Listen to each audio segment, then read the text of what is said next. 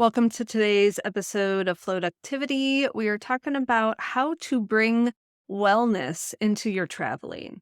I find that when traveling is involved, whether it's by myself, whether it's with my family, with a friend, there's always something that might heighten the response from my nervous system. I have been trying to make the idea of traveling a little bit easier and more enjoyable. Because if I have anxiety about something, then it makes the whole experience of it not as pleasurable. And so this episode is about how I have found to support myself while traveling. So thanks for being here, and I will see you on the other side.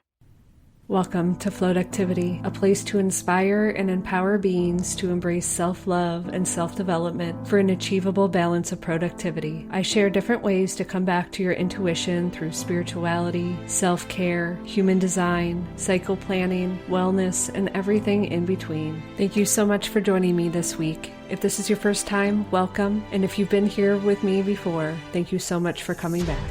I'm so excited to join you in this journey as we learn together. So finding wellness in my travel has been a big piece of my healing, the support of myself, that whole self-care aspect. There was a point in my life where I was waiting for someone to say, oh, go take some time by yourself or go do this, go do that. But ultimately, we're all different. And so what we need is something that we need to communicate. We need to kind of show what's important to us in these different aspects. I didn't realize how much anxiety I would get around traveling. And it was a trip over the summer that had happened that I ultimately had a little bit of an attack, and I realized that the stress or what was happening before was within my control. The things that were making me stress were up to me to change. And so it's hard when we're living in a state that's the same and breaking out of that routine. I decided that when I travel, I need to make sure I have my non-negotiables when I'm going on these travels. And so I have ultimately a few different trips ranging from solo, ranging with a friend, and ranging with my family. So you can see how these different things that I add into my trip help me enjoy the experience more because my emotional state isn't heightened.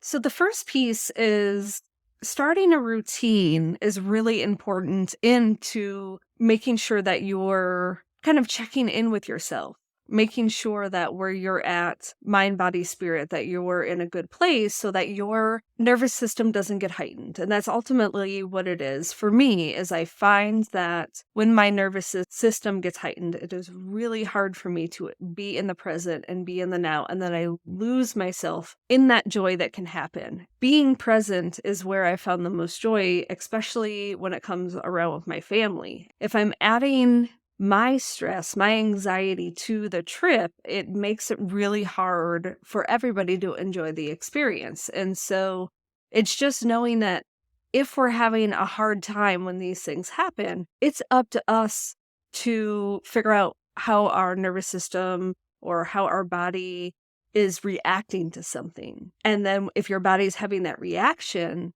what can you do to support it in the moment? I'm going to be doing a whole separate episode on different things to help your nervous system, things like breath work, yoga, meditation, different modalities. So stay tuned for when that comes out. But I want you to start keeping an idea of those things that helps you stay that best version of yourself. And so mine is my routine. And when I go on vacation, I have so much more leeway on what actually happens because we're in a different environment. And so number one, that is my expectation, is I do bring that expectation a lot lower, but I also make it a point that every day I have to make sure I take a piece of my normal routine and make sure that that support is still there. Because I find that when you're in the hustle of a vacation, you just have so much more external energy around of people and the experience, and everybody's having their own experience, that the most important thing is to come back to yourself. It's finding those things that you're fully connected with yourself. So it's not the actual things that I'm talking about. It's what works for you that you can have that connection. Where can you build that connection with yourself? And so for me, Athletic Greens is like a tribute to the way I start my day. I speak affirmations into it. It is a very important piece. And so when I travel, that is usually part of it, unless if there's some way that I can't get water to add into it, but that's very rare. Another piece for me is the Tibetan rites. And I've spoke of these before. If you want to know more about my actual habits and routines, there's another episode. I'll link that in the show notes. Tibetan rites are 5 yoga moves that you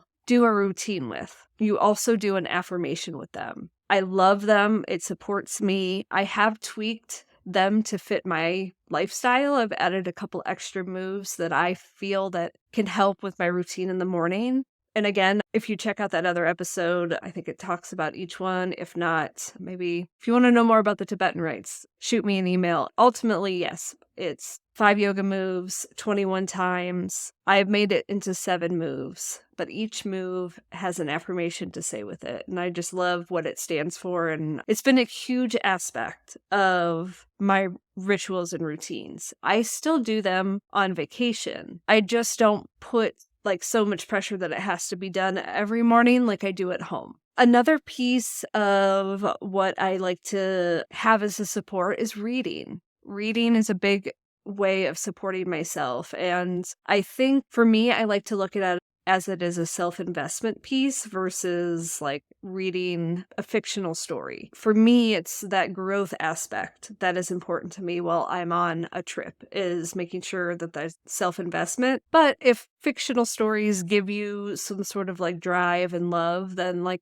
that could be your piece. I always leave room for journaling. Journaling is a big part of what you're experiencing, how it makes you feel. And I feel like that reflection piece is really important to see like what went well on this trip, what didn't. It's like I want to be able to sit back and enjoy the trip. So what can I do to support that around the trip so I can be present for that experience? It does take reflection piece while you're experiencing it so that you can look back and say like, oh, wow, these things helped us accomplish this, or this experience wasn't as good. What can we do going forward that maybe we can avoid something like that? Other pieces are planning ahead. For me to really enjoy a trip, it's like I want to make sure that the major piece of planning is done before. And that way I don't have to have the pressure of making decisions on the trip. But it's like planning for these experiences, not trying to put too many things in a day so that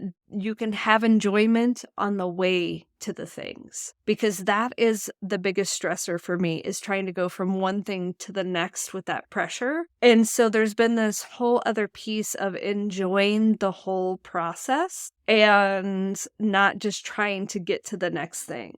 And so I've learned this lesson in my business where I was really trying to like jump to the next goal and jump to the next goal. And I was on the path of, not quite to burnout, but like that's not the business I'm trying to create. If I'm trying to create in an environment where I'm enjoying the season I'm in instead of trying to jump ahead, it's like finding the balance between planning ahead so that your experience can be better, but trying to fast forward in what you had planned. It was always a joke that when my husband and I were on vacation, that like I would already be planning our next vacation on that vacation, and like he couldn't wrap his head around it. And it was something that I've like slowly been like, oh wow, now I see what you're saying. Planning ahead and enough that you really can sit in, soak in that experience, because that's the whole point. It's also important to like be open for things to flow and evolve. And so knowing that it's nice to have things planned, and sometimes when things make a detour, there's a reason for it. And so I'm trying to be more open and aware of those detours as a good thing versus a bad thing. And so how can I look for this detour, and is there something I can learn from it? So I've had a few trips that I've planned around my float activity concept. Again, there is an episode on this, so I will link that one in the show notes. And what that really means is it's just being aware where I'm at in my cycle, having a list of activities, and when it's time to make these choices, it's less thinking, it's less planning to say, oh, wow, yes, I really, really enjoy trying new things when I'm in my follicular phase. So if I'm on vacation, I want to try a new adventure, a new activity. And so maybe doing some research ahead of time to say, here's some activities in this area. These are things that I would like to try and do. If I were in my summer phase, then that would really just be making sure that I had a lot of activities to keep that high energy going. So that would be a great time to do a more adventurous, a more body moving type of activities. If I was in my fall phase, it just depends. So that one is harder to plan because you could still have that energy of the summertime season, like of your cycle, versus the winter time of your cycle. Menstruation is winter and ovulation is summer. So if I was in my luteal phase, being much more open for a pivot, because you could have that high energy, or you could be like, let's just kind of sit and chill. So it's knowing that that luteal phase, it has a big swing in it. I think the most powerful thing that I can't talk about enough is how many women, when it starts to make sense with them, that like, you should really be aware like 5 to 6 days before your period, because that is the time where you need to start bringing your energy in. And so pushing yourself can lead you up to having more symptoms, being more exhausted, having more energy swings, mood swings. Like there's so many of those things. Like if we know that ahead of time, knowing that could affect our trip and kind of bringing expectations and shifting them, that's a big piece of how I use this float activity concept in how I travel. So that is the biggest self-care thing you can do for yourself, is knowing where you're at in your cycle, letting it have room for pivoting, because it could switch on a dime. And so your expectations aren't as high when you know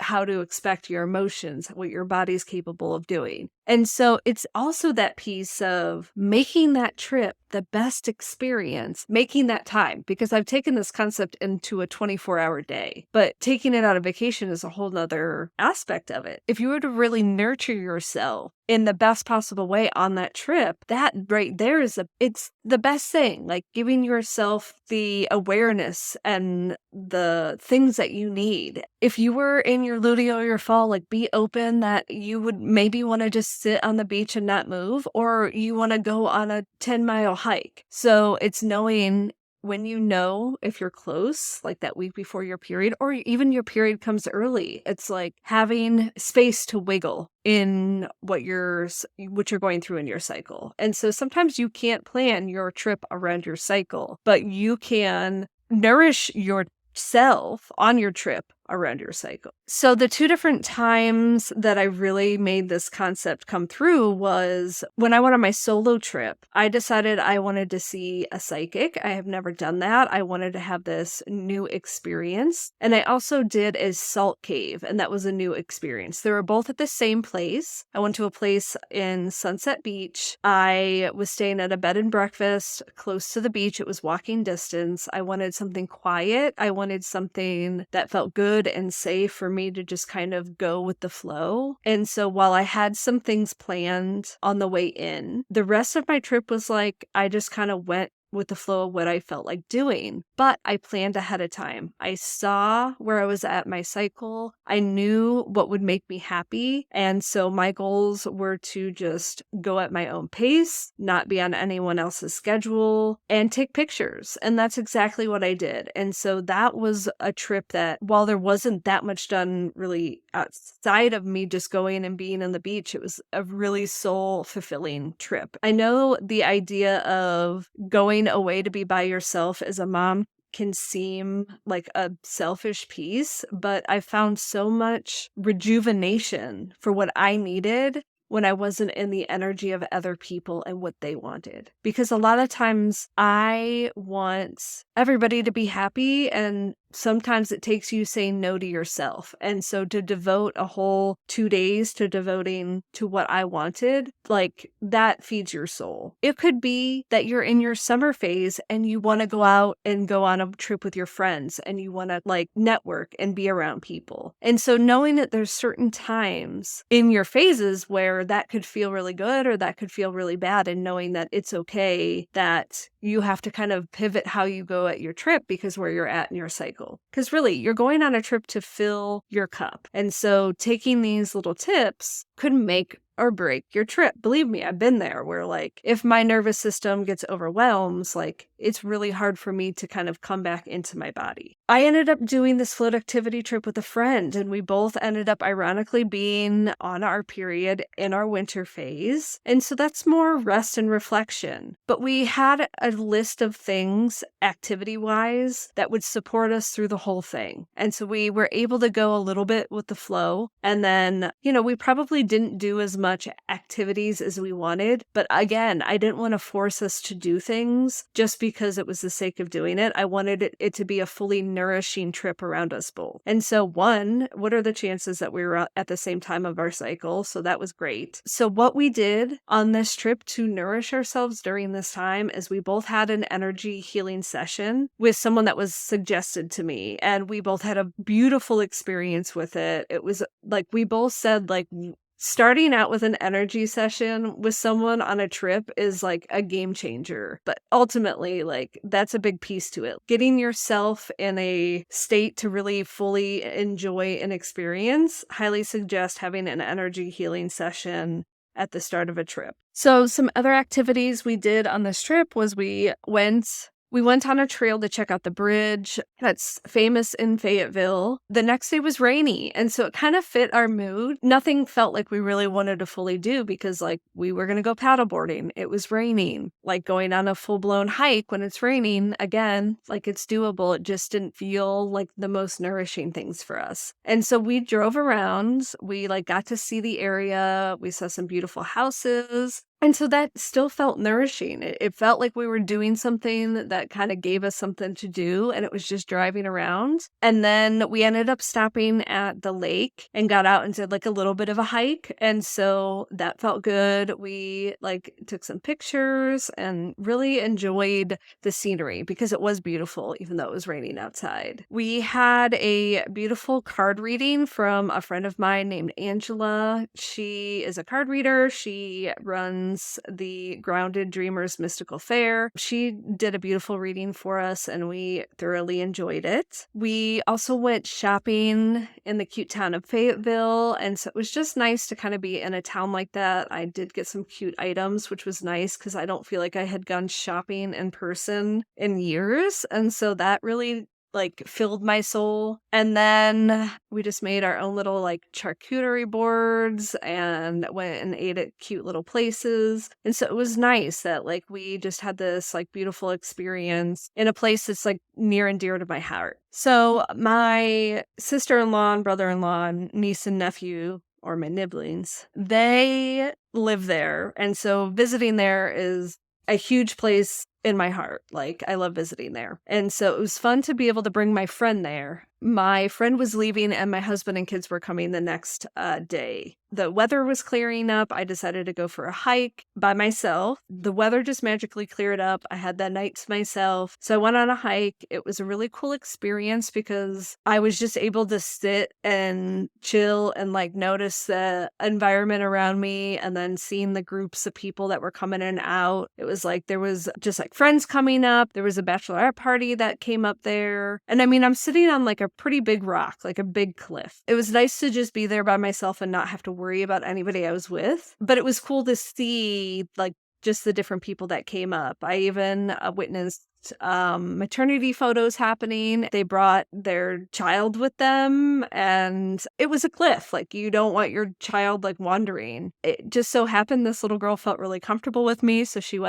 came and sat in my lap while her parents were getting their picture taken. It was just fun, like that interaction. And I even saw people from Akron, Ohio, and that's ultimately where I moved from, close to there. Just to be able to watch the sunset on the cliff by myself was like a beautiful transition from like being with a friend of mine to my family coming. It was that time by myself too, to be able to give that rejuvenation, to be able to like transition from one thing to the next. So the next day, my husband and kids came and we went paddleboarding, which was a fun experience. We just kind of hung out in the water and, just enjoyed the day. The weather ended up being perfect, which was ironic because the last few days it was just like storming and raining. And then the next day, my sister-in-law and my brother-in-law, my nephew and his friends, we all went on the river. We took the raft. They brought their duckies, which are like blow up kayaks, I think they are. And so that was a really fun experience. I think my kids really enjoyed that. I thoroughly enjoyed it.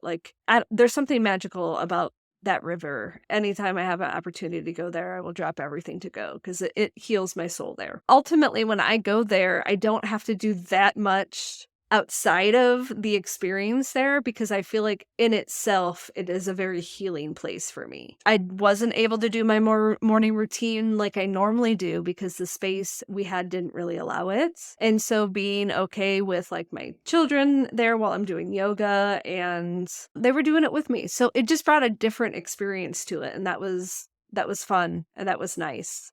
Are you ready to make a real change in your life? Here are just a few benefits on working with me as a certified holistic coach. Together, we gain insight into your authentic self. We explore your design with modalities like human design, cycle vitality, and astrology. And you'll gain a deeper understanding of your unique strengths, challenges, and your purpose in life. Together, we work on improving relationships. Understanding your own design helps you communicate more effectively with other people, build stronger relationships, and have more fulfilling connections around you. We increase your productivity. By aligning your work with your natural rhythms and your strengths, you'll be able to work smarter and not harder, achieve your goals, and live with a greater ease in your life.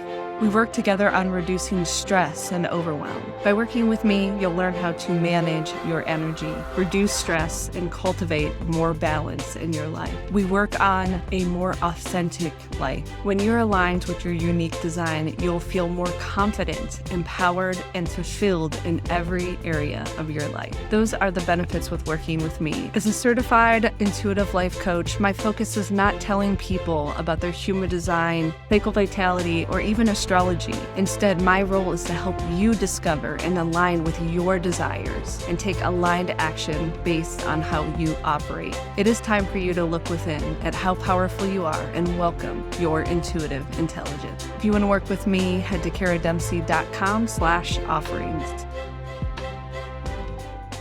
So another trip that I'd like to talk about, we went to Ocean City, Maryland, and while going to a place like that is fun, it brings a different experience. I have been enjoying more of like the nature, kind of not being around a lot of people. Like, I do enjoy my trips being very low key and just me and my family, not that much interaction from the outside. I knew going to a place like Ocean City, Maryland was going to be a little bit different. And just bringing my expectations to a different place. I mean, I think to this day it's been my kids' favorite trip, but it is our most recent trip, so I'm sure that has a big piece of it. I mean, they had pizza every day. There were so many aspects to it like we just don't do in our everyday life that we did there. I mean, there was a beach, there was a pool, and so having those things like right at our doorstep, again, they've never experienced that, so I'm sure that was a piece to it as well. So as for things that I do in trips like this that really help us is, one, I make sure to have healthy snacks for me and the family, because when you're at a place like Ocean City, Maryland, there is fries,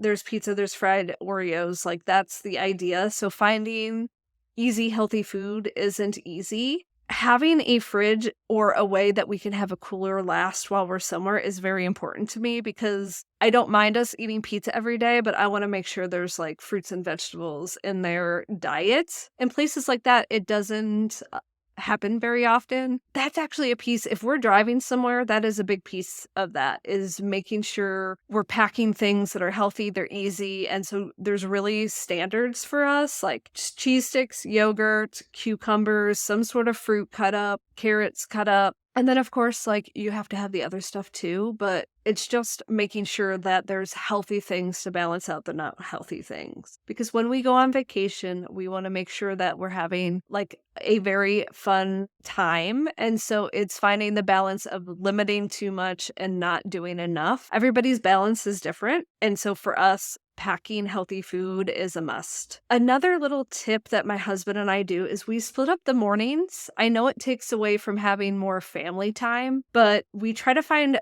it depends on how long our trip is. Sometimes, my husband gets a morning, which ultimately means like he's going to sleep in, or I'm going to get a morning. That ranges from just having more, like having time by myself in the morning so that I can do yoga or meditation. It could be sleeping. It's just, we both try to have an option where we just get an extra morning of rest. And that might mean we're in a hotel room all together, that one of us gets up and gets the kids out so the other one can have the hotel room by herself. And so that is helpful to both of us. It works really well. But we do try to find at least one day that it's like family morning, like we all get up, we all do stuff. It's finding those pockets of time where my husband can feel like he gets what he needs. I can get my time, what I need. And so we do that at home and we transfer it to when we're on vacation. So other things that, especially for driving, I always bring with me. I always bring my travel yoga mat. I have a yoga routine, the Tibetan rites that I've talked about. I do it every day, unless if I'm not feeling well, but majority of the time I try to find some time to do it, but it's usually the first thing I do when I wake up. I do bring my cards, my oracle cards or my tarot cards. They just help me kind of sit and take a moment and connect with what I'm already feeling. It's like confirmation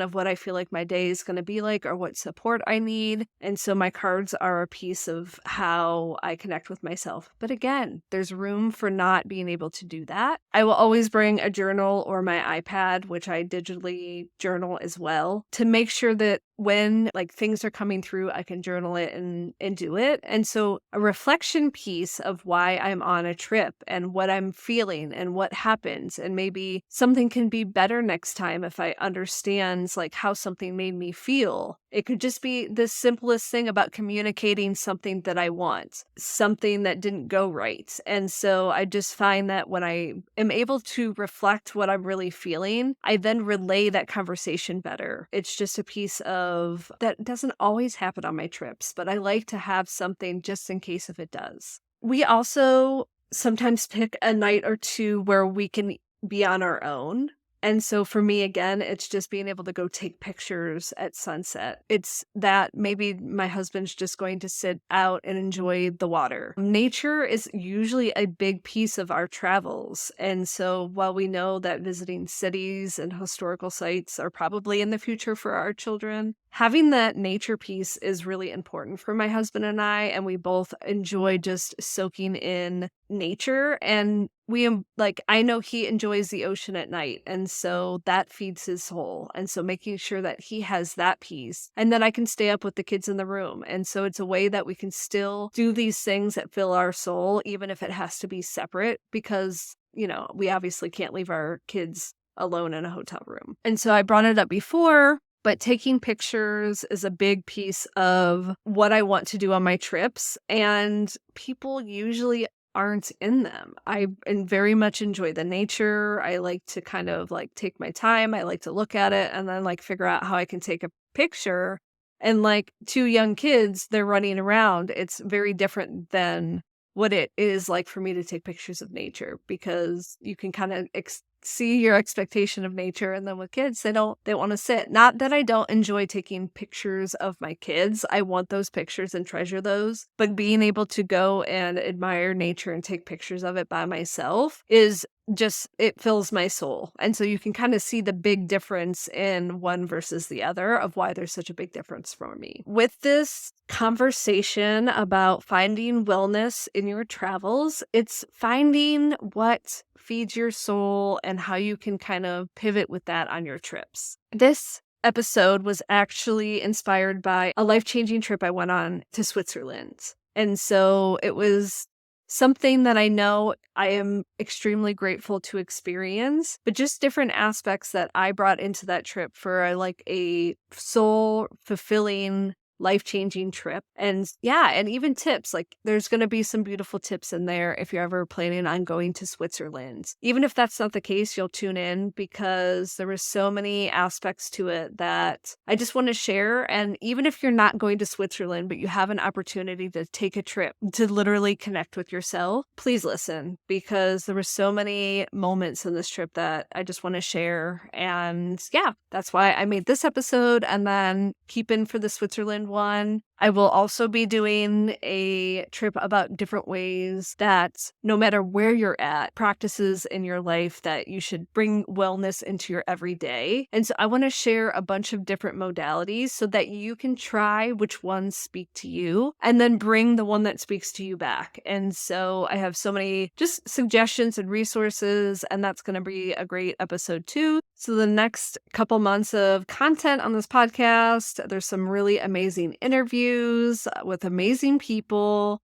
So make sure you share this podcast with a friend. If you have any episode suggestions or healing practitioners you think should be featured on my podcast, you can email me at hello@karadempsey.com. Thank you so much for joining me on today's episode. If this was your first time, welcome. And if you've joined me for previous episodes, thank you so much for coming back. Before you go, could you share my show with a friend and subscribe? Those few seconds make a big impact on my show, and I'd be grateful for the support. Finding wellness in my everyday life has ultimately changed how I experience things. And so it makes sense for me to be able to take these things that help me and bring it into our travels. If you want to learn more about this episode, all the links mentioned, and the ads in today's episode, you can visit karadempsey.com/58. Thank you so much for being here, and we'll chat soon.